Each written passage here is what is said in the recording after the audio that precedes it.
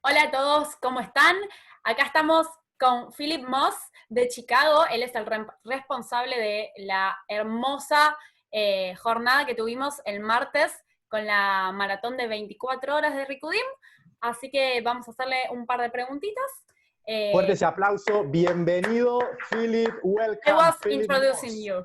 Mucho gracias. So, our first question is, what's like your Israeli dance story? How did you start?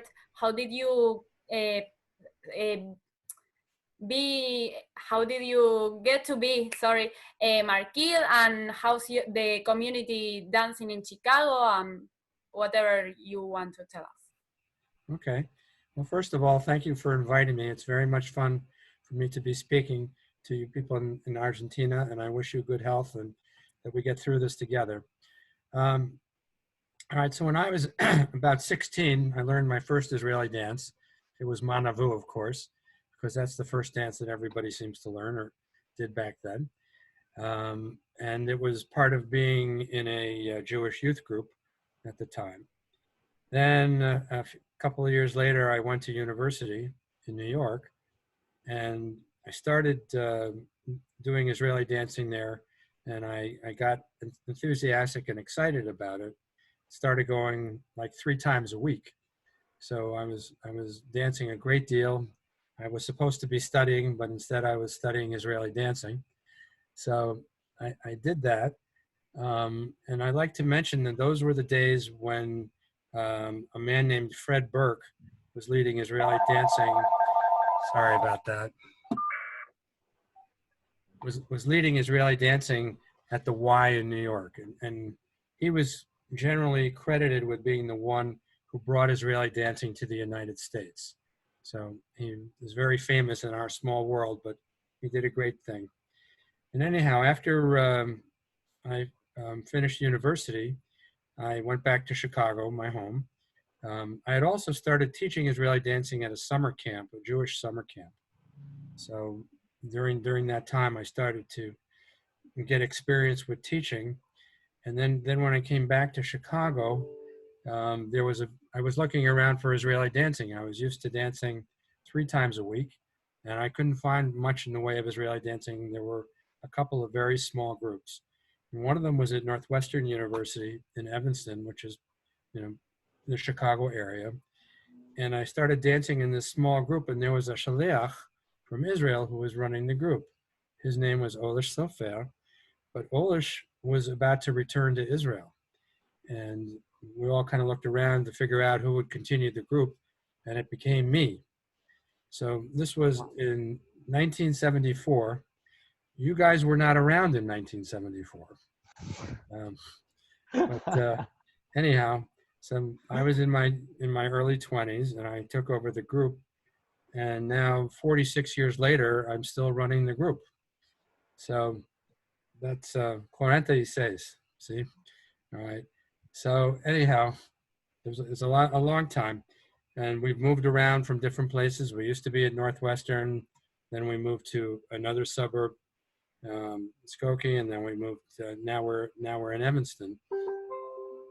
And we've been meeting pretty much, every week during that whole time. And there have been some breaks in time, like summer vacation or whatever. But for the most part, we've been meeting nonstop. And the only thing that seems to have stopped us is this little thing called the virus. Yes. So other than that, we've been meeting all this time. Wow, what an interesting story.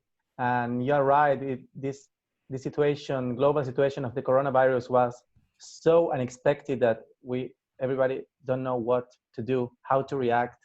We're learning like day by day. Talking about this of learning day by day, you came up with a fantastic idea of running a global 24-hour marathon. So we would love to know, how did you come up with the idea? How did you organize it? And well, we would love to know. And I'm happy to tell you. My first question, though, is how many hours did you each participate? So you were on the marathon. How long were you on the marathon for? I was in the first part because it was our night time, and in the middle we went to sleep. So I don't know, I went to sleep with Chile, I think, with Hen, and then get up with Richelle. And I think Dani was kind of the same, right? Yes, kind of the same. I was there the first 4 hours, then I went to sleep 6 hours, and then I've been there another 5 or 6 hours. Great. Sometimes dancing and sometimes just listening to it while I was working or doing something else. All right. So Mela, when you woke up, you woke up with Australia. Yeah. Rochelle was in Australia. Yes. Dani made me. Yeah, that's good. All right. So the story of how this came up. So as I'm sure you know, when people could no longer dance together, we saw many marketing using Facebook Live to at least do something, right? They were hosting a show, but it wasn't like they were with the people in the sense that the people could not see each other. And so and they do a lot of great work, there's no doubt about it. But when I started thinking about this whole thing, I thought, for me, what really counts is bringing people together, okay? That they should see each other. And so the first thing I did was my own chug, my own session. I used a Zoom conference to have that, okay? So we used Zoom like we're doing right now. But again, I was having my people actually dancing live and seeing each other. They were so excited to just connect, right? And of course to dance too and to hear the music again. But the thing that was the most important for me, and I think for them, was at least we were together, right? So that was big, and I knew that Zoom was the right technology, the right platform to do what I was doing. In this first meeting, I only had space for 100 people. It wasn't enough. People couldn't get in because I ran out of space, and that was sad. So the next time, I made sure to have enough space. I had 500 seats. And we learned some things. We learned how to do it better. We learned how to make the sound better.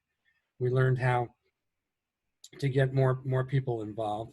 And I also learned how to get, that it would be a good idea to have other marketing participating with me and be able to run the computer from their own house and share their video so people could dance at the same time.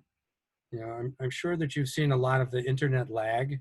So you'll hear the music and somebody will be dancing, it seems like a half an hour later, or not really so much, but anyhow, that's fun. We survive. Yeah, right. But people also like to be able to follow somebody when they dance. It makes it easier, right? Not all of us have perfect memory like Daniel does, but people like to be able to dance with other people. And so that was a lesson learned. All right. And then as we're going along, and then we did our third session. And again, we had people from all over, people from Israel, from all over the United States, from South America, from Japan, from Australia. And it got me thinking, what? Why don't we do this? Why don't we do a 24-hour marathon? And let's have the dancing go from all over the world. And let's also, use it as a way to make our global community of Israeli dancers feel like they're together, feel like they're connected. So, that was part of what I was thinking. And then I thought about, as long as we're going to do this, let's do something more than just fun. And fun is good. I love fun. We all love fun. But why don't we make it a little bit more important and make it a way to raise money for charity? So then I came up with the idea, if we're going to do this, let everybody who helps out pick the charity that they like so that people can make a contribution in honor of those, of those marketing from all around the world. And now all of a sudden, this project, in my opinion, became even more important. It was for fun, it was for connection, it was for community, and it was also to try to make our world a little better place. All right. And then, wow. and then I felt like I really had something to approach people with. So the first thing I did was approach my team in Israel that are going to be part of my camp, Machol Merkaz. All right. So that was Dror Davidi and Eran Biton and Elad Stammer. So they're supposed to come to my camp in October, and in Yitzhak Hashem, this will happen. We'll see. Who knows what's going to be happening in October?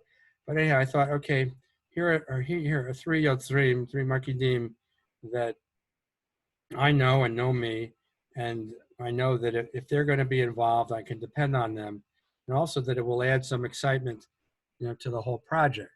So I talked to them like we're doing now, and they gave me a look, like mapitom. I don't know if you know the Hebrew, but what are you thinking? Are you, are you crazy, right? But then after we talked about it some more, they kind of went like this. Each one of them said to me, I'm in. And at that point, I knew that I had something, right? So once they said yes, then I began to get serious about it. And we picked a date. My idea was, all right, so Passover is coming, and this was a few weeks before Passover when we started doing the planning. And I'm thinking to myself, well, we don't want to do it on, the Chag, on the holiday, but what about Chol HaMoed? What about the in-between days of Passover? And so we made that plan, and that's how we picked it. So that's how I picked Monday, April 13th to get started, and I knew that we would finish on the 14th. And then I started looking around the world to find people who could participate, and were strong enough leaders so that they could handle and carry, a period of the program. I had 24 hours to fill. That's a lot of time, and so I started working around. Now I already had my team that I work with for Chicago Israeli Dancing Virtual. By the way, here's our T-shirt. I don't know if you've. Wow, what a T-shirt! Right. We dance virtually anywhere. Right. So we have to make that for us. Yeah. But what you can do is you can buy it too. It's still available online. There is shipping still. Yeah. No, we'll keep making them. I don't know if it goes to South America or not, but anyhow, yeah. Whatever you want, do whatever you want. Please send some for us. Yeah. So anyhow, I started thinking who I knew. I had North America covered at that time, but I invited Boston to be involved, and they accepted. And then I started working my way west around the world, trying to figure it out. I also want to mention my friend Larry Denenberg at this time.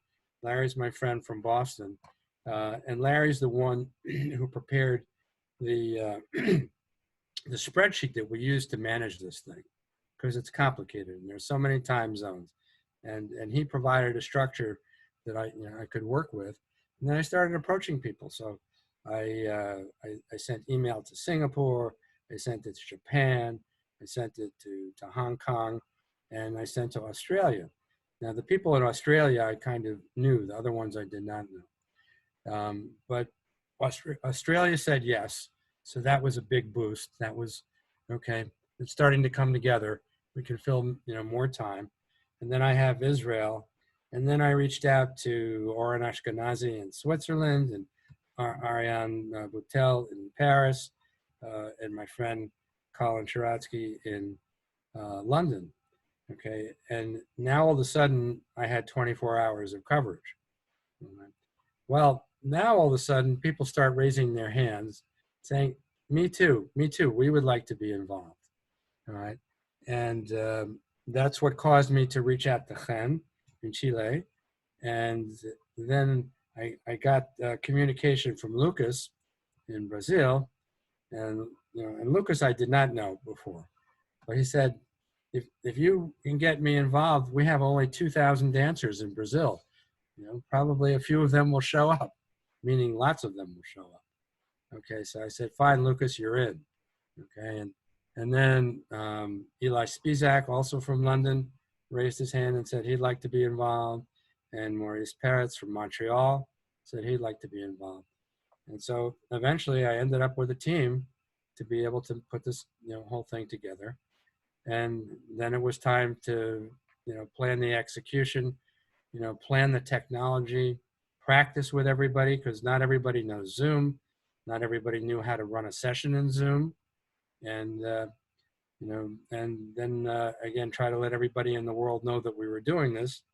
And all of a sudden, we had a project, we had an event.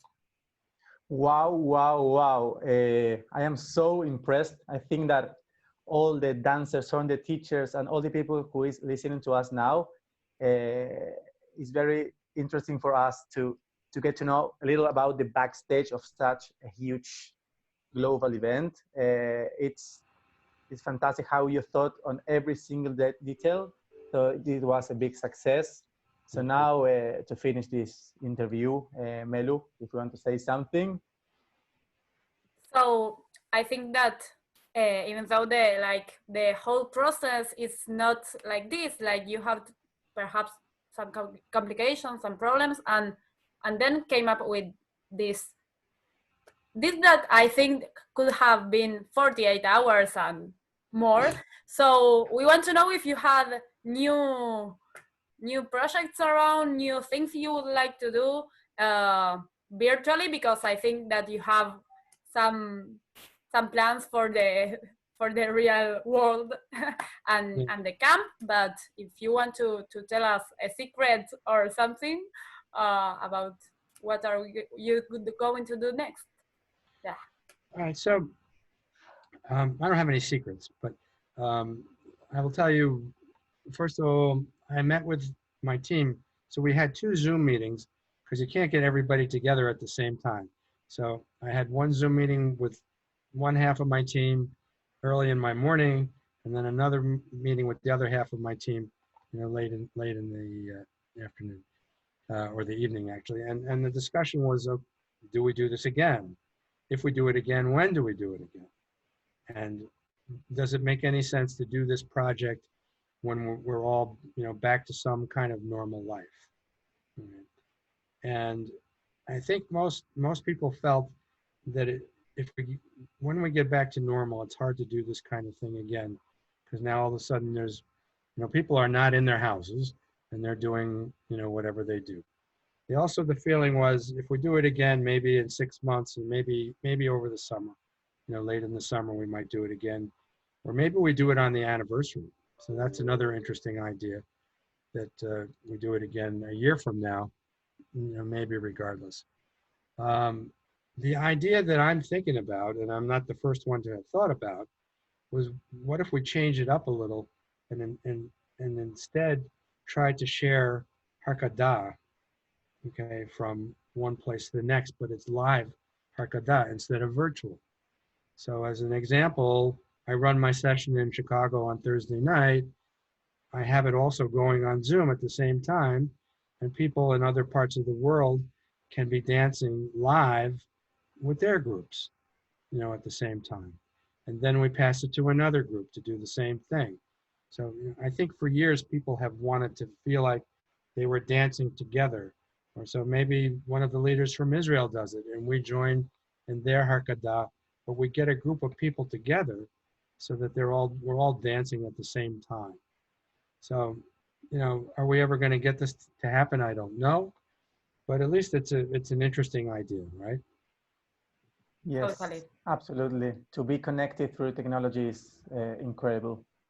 Well, Philip, it was such an honor for us to get to know you. I hope someday we can get together and dance together just in person and not just through the cell phone or the laptop. Well, thank you for being with us here, and stay safe. Let me just say one more thing. Yes, please. First of all, you honored me by even asking to talk to me. So I thank you for doing that. And come to Mucho Gracias in October. And we'll dance together. Hope so. Yes. Hope so. Yes. Anyhow, thank you very much. I have one more question, and this is out of the box. How was like the charity? How, I don't know the word. Sorry. Like, did you get money? Did the people contribute? Share the word in English is contribute. Did they make contributions to charity? And the answer is they definitely did. But also because everybody picked their own charity, and hopefully when they made contributions, they honored the person that they wanted to, the marquis, that information went back to the marquis. If it went at all, because sometimes people just made contributions and they didn't, have a way of letting the marquis know that they did that. So I'm very sure that money was raised, but what I don't know is how much. If we do something like this again, we'll create a way to know the answer to that question, because I think that brings some power, to what we did. Perfect. Dani, more questions? That is, I'm so amazed. I'm so happy and so honored again. So, well, hope To get connected keep on again. doing your ideas and your projects, because it's amazing. And well, goodbye until next time. Thank you. Va con Deus, Shabbat Shalom. Shabbat Thank you. Shalom. Bye bye.